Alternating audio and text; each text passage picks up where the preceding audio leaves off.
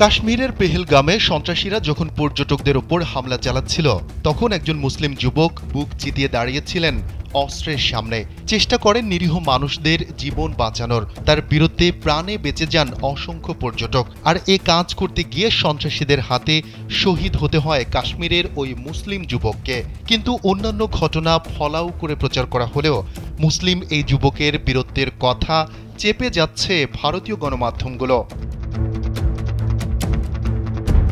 সংবাদ মাধ্যম express Tribune জানিয়েছে, পাহালগামে ঘটে যাওয়া ভয়াবহ সন্ত্রাসী হামলার পর গোটা ভারত যখন শোকাহত, তখন এক কাশ্মীরি মুসলিম যুবকের বীরত্বের কাহিনী থেকে যাচ্ছে আড়ালেই। তিনি সৈয়দ আদিল হুসেন শাহ, যিনি নিজের জীবন উৎসর্গ করে বাঁচিয়েছেন অনেক পর্যটকের প্রাণ। এই হামলায় ২৬ জন পর্যটক নিহত হন, আহত হন আরও অসংখ্য মানুষ।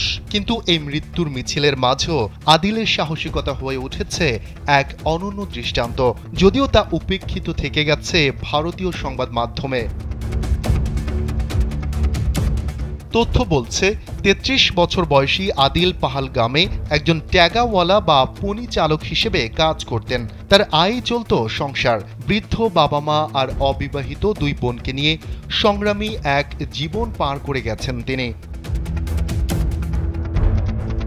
প্রত্যক্ষদর্শীরা বলছেন, হামলার সময় আদিল এক হামলাকারীর অস্ত্র কেড়ে নেয়ার চেষ্টা করেন। তাতেই হামলাকারীদের টার্গেট হয়ে তিনি শহীদ হন। তার এই আত্মত্যাগ অনেক পর্যটকের প্রাণ বাঁচিয়েছে। শহীদের বাবা সৈয়দ হায়দার হুসেন শাহ বলেন, আদিল ছিল খুবই পরিশ্রমী। তার আয় চলত সংসার। এখন কি নিয়ে তারা বেঁচে থাকবেন, খুঁজে পাচ্ছেন না সেই উত্তর। আদিলের জানাজায় উপস্থিত ছিলেন জম্মু ও কাশ্মীরের মুখ্যমন্ত্রী ওমর আবদুল্লাহ। বলেন, আদিল হামলা থামানোর চেষ্টা করেছিলেন। আমরা শুনেছি তিনি এক সন্ত্রাসীর অস্ত্র কেড়ে নেয়ার চেষ্টা করেন। এতে অনেকেই বেঁচে যায়। সরকার এই পরিবারটির পাশে থাকবে। আদিলের আত্মীয় মোহাম্মদ হুসেইন বলেন, এটা কাশ্মীরিয়তের ওপর এক কলঙ্ক। মানুষকে জানতে হবে কে নিজের জীবন দিয়ে অন্যদের জীবন বাঁচিয়েছিল।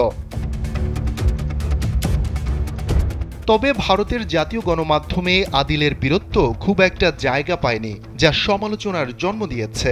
প্রশ্ন উঠছে, একজন মুসলিম যুবক যখন সন্ত্রাস প্রতিরোধে প্রাণ দেন, তখন কেন তাকে সম্মান জানানো হচ্ছে না? কেন বিষয়টি চেপে যাওয়া হচ্ছে? উঠছে এমন প্রশ্ন। গেল 18 এপ্রিল পাহালগামে এক জনপ্রিয় পর্যটন কেন্দ্রে অস্ত্রধারীরা হঠাৎ হামলা চালায়। ভারতের পুলিশ জানায়, ৪ জন সশস্ত্র হামলাকারী কাছ থেকে গুলি ছুড়ে পর্যটকদের ওপর ঝাঁপিয়ে পড়ে। নিহতদের অধিকাংশই ভারতীয় পর্যটক ছিলেন। বহুজন এখনও আশঙ্কাজনক অবস্থায় চিকিৎসাধীন রয়েছেন। এ পর্যন্ত কোনো গোষ্ঠী এই হামলার দায় স্বীকার করেনি। ভারত ও পাকিস্তান উভয়ই কাশ্মীরকে নিজেদের দাবি করে। ১৯৪৭ সালের পর থেকে এই অঞ্চল নিয়ে উভয় দেশের মধ্যে ৪ বার যুদ্ধ হয়েছে। ১৯৮৯ সাল থেকে কাশ্মীরে সশস্ত্র প্রতিরোধ চলছে, যা ভারতের কাছে সন্ত্রাসবাদ হলেও অনেক কাশ্মীরি এবং পাকিস্তানের কাছে এটি স্বাধীনতার লড়াই।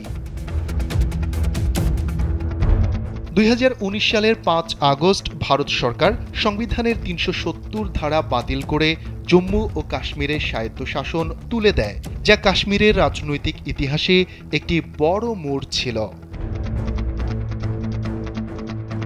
শফিকুল ইসলাম শান্ত, কালবেলা।